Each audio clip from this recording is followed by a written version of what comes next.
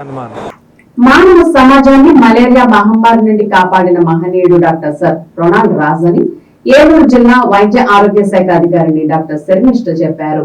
ప్రపంచ దోమల దినోత్సవం సందర్భంగా వైద్య ఆరోగ్య శాఖ కేంద్ర కార్యాలయంలో బ్యానర్ ఆవిష్కరించిన రొనాల్డ్ రాజ్ చిత్రపటానికి పూలతో సంస్కరించి అనంతరం స్థానిక ఏలూరు కోటదిబ్బ కస్తూరిబా మున్సిపల్ బాలికల ఉన్నత పాఠశాల విద్యార్థులకు అవగాహన కల్పిస్తూ కోట్లాది ప్రజలు మలేరియా మహమ్మారి నుండి రక్షించిన మహానుభావుడు డాక్టర్ సర్ రొనాల్డ్ రాజ్ అని 1897 సంవత్సరం ఆగస్టు 20వ తేదీన ఇన్ఫెక్టెడ్ ఆడ అనాల్ఫిస్ దోమ కొట్టడం వల్ల దోమ నుండి మనిషికి మలేరియా సోకుతుందని నిరూపించడం వల్ల ప్రతి సంవత్సరం ఆగస్టు 20వ తేదీన ప్రపంచ దోమల దినోత్సవంగా జరుపుకుంటారని తెలిపారు.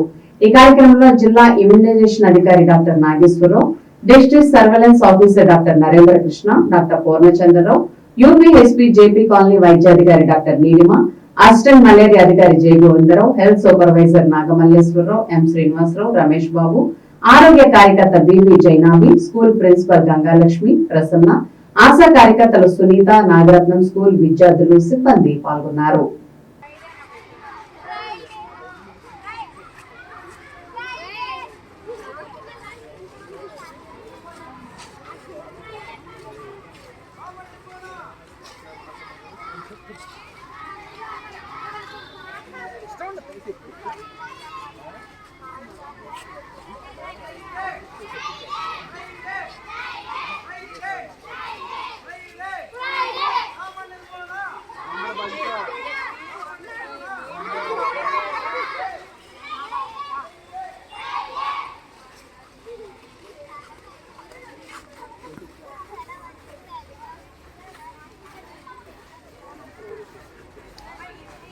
అరే విజయ్ అక్కడ కూర్చుని photo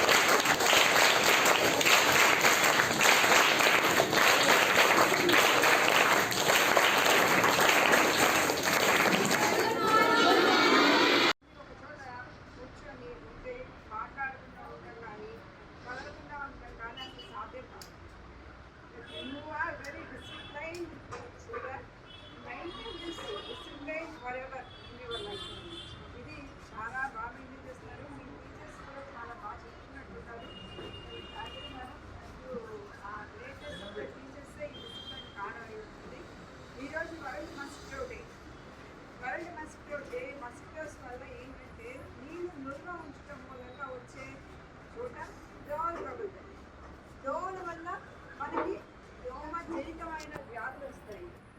ఏవేంటి? Dengue, chikungunya, malaria.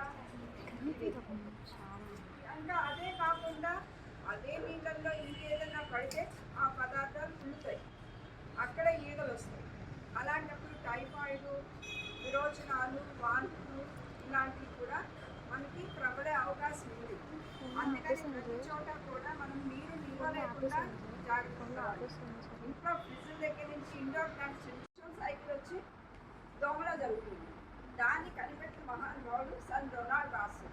Combined Andhra Pradesh ఉన్నప్పుడు సికింద్రాబాద్లో Ross institute, because he's a major in the army and ఈ ఒక ఇన్స్టిట్యూట్ మొత్తం సికింద్రాబాద్లో ఈయన పేరుతో డెడికేట్ అయ్యి ఇప్పటికీ కూడా అక్కడ ల్యాబ్ టెస్ట్ అనేది జరుగుతూనే ఉన్నాయి.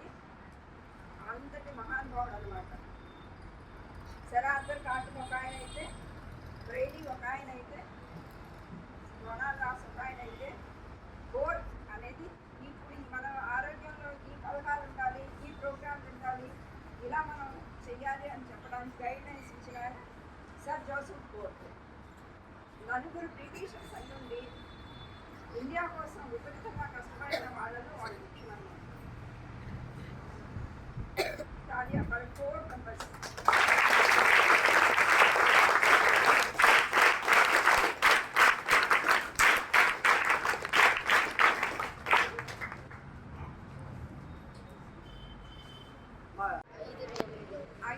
కాదు, ఇంకా వస్తే రోజుకి చెప్తూనే లెక్క. ఈ తల్లిగారు పెడుతూనే ఉన్నారు రోజు ముందు. దోమ సగటు life span, adult life span వచ్చి 5 to 15 days ఉంటుంది.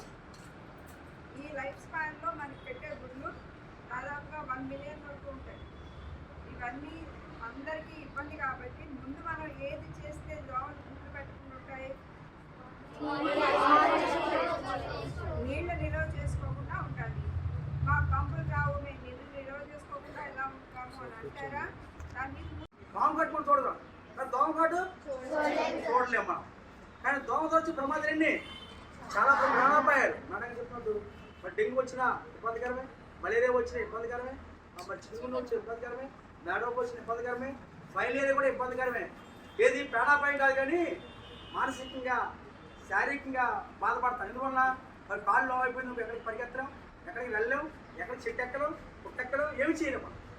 పైపు మనల్ని పక్క సమాజం హింసిస్తుంది, రే దూరం ఉంటుంటారు, మానసిక హింసిస్తారు. అది ప్రమాదకరం ఒక విధంగా, శారీరక మానసిక ప్రమాదకరం అది. కాబట్టి దోమతో అన్ని నష్టాలు ఉన్నాయి. కాబట్టి అందువల్ల దోమల పట్ల మనం అజాగ్రత్తగా ఉండకుండా జాగ్రత్తగా ఉందాం. దోమ పట్ల మనం సంరక్షించుకుందాం. ఎందుకంటే దోమ పుట్టరాదు, దోమ పుట్టరాదు అంటారు. దోమ పుట్టిదానికి ఏం చేస్తుంది? పుడుతుంది. మనం పుట్టకుండా చేస్తే పుట్టు ఉండదు. పుట్టు లేకపోతే ఈ రోగాలు ఉండవు. డెంగ్యూ ఉండదు, మలేరియా ఉండదు, చికెన్ ఉండదు. We are free from dengue, we are free from malaria, we are free from chicken గురించి దోమ లేకపోతే. కాబట్టి దోమలు లేకుండా మీ సహకారం కావాలి, స్టూడెంట్స్ సహకారం కావాలి.